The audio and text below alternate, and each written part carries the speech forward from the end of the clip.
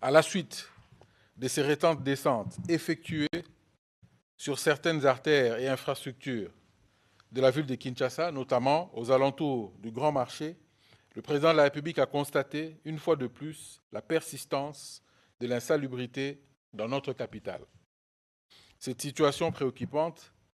qui affecte gravement l'image de la capitale, la santé publique, l'environnement ainsi que le cadre de vie de nos populations, ne peut être tolérée davantage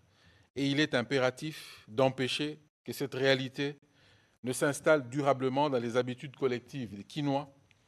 au point d'être perçue comme une normalité. Face aux limites persistantes des mécanismes actuels, marqués notamment par l'insuffisance d'anticipation et de coordination, les lenteurs opérationnelles et les déficits de discipline dans l'exécution des missions, le président de la République a jugé indispensable d'adopter une approche plus rigoureuse, structurée et résolument opérationnelle. Celle-ci,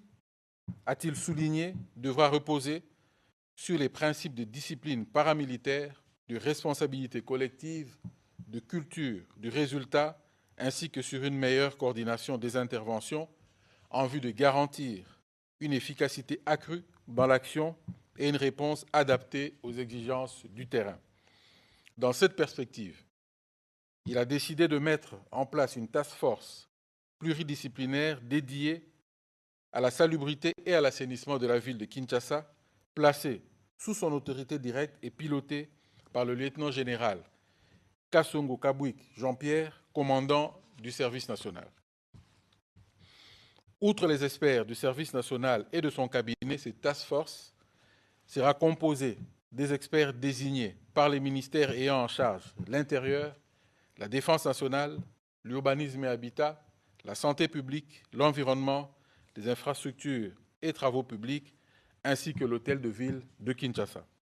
Cette task force aura notamment pour mission d'élaborer et coordonner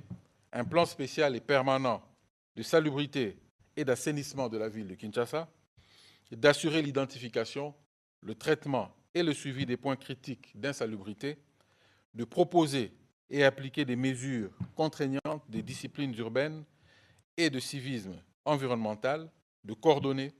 les opérations des terrains avec les services compétents, de veiller à la sensibilisation des populations ainsi qu'à l'application stricte des mesures arrêtées. Les différents membres du gouvernement concernés seront saisis par le directeur de cabinet du président de la République pour les diligences requises. Dans les jours qui suivent, le président de la République va convoquer une réunion de cadrage de cette task force en vue de son lancement effectif.